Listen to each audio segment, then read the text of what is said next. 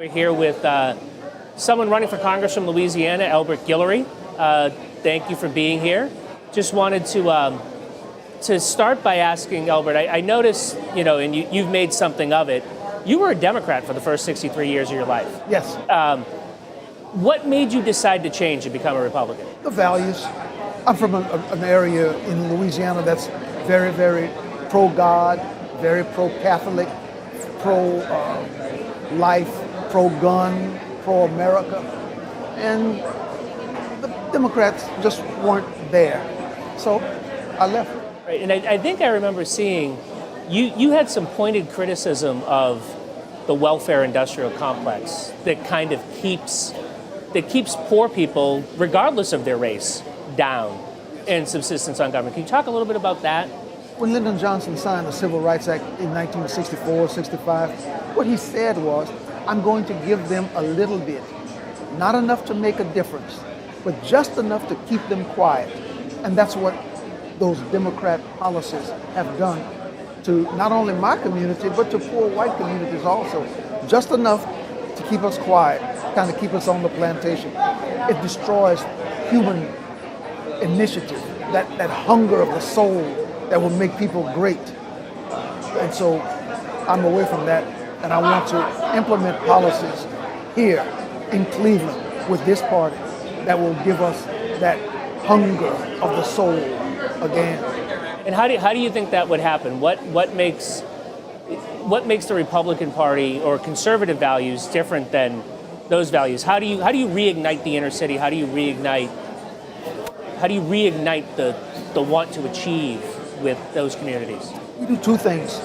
First, we give folks a job, and the Republican Party is pro-job. We also want to do education. The education system today in America is failing our children. 60%, more than 60% of our kids can't read and write.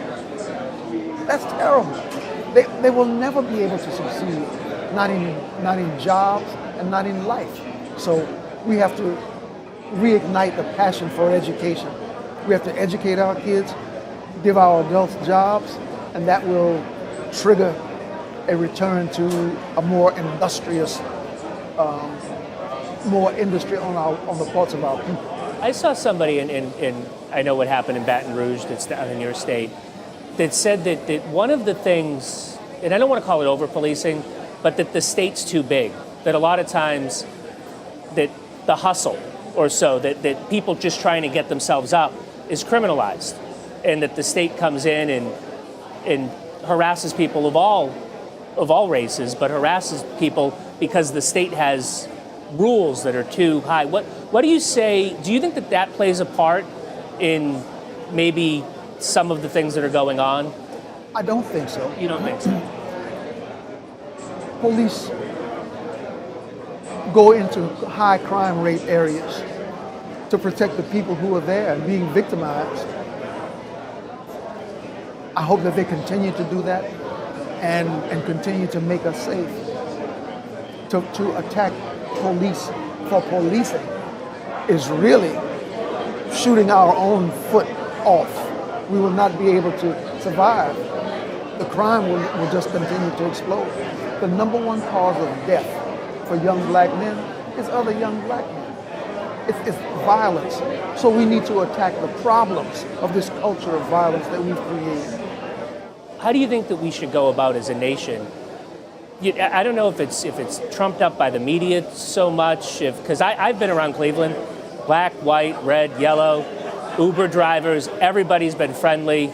We're all getting along.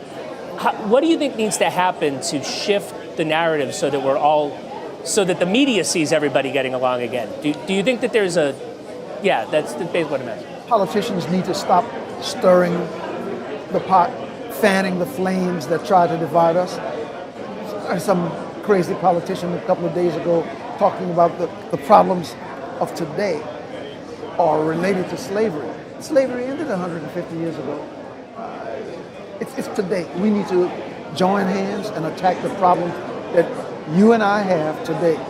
Government spending, big problem. The lack of education that we were just talking about, the big problem. Lack of safety. is a big problem to both of us, to you and your family, to me and my family. So let's join hands and show that we can attack these problems in a unified, smart manner. Before we go, just tell me a little bit about Elbert Guillory. How'd you grow up? What has been your path in life? Mom was Baptist, Dad was Catholic. I grew up in a very bi-religious home. Went to college, veteran of the Civil Rights era, veteran of the United States Navy. I volunteered when a lot of folks were ducking and running. Law school, Rutgers Law School, and I'm an old law professor at Rutgers. Also went to New York Theological Seminary. I'm a Baptist preacher, among other things. Excellent. Well, I thank you very much for your time, sir. And where are you running for Congress? You said you're running for Congress. Louisiana's 4th District, and if anyone is interested in helping, please send us your advice, your prayers, and some dollars would be appreciated to vote Elbert, VOTEELBERT, voteelbert.com. Thank you very much, sir. It was a pleasure talking to you.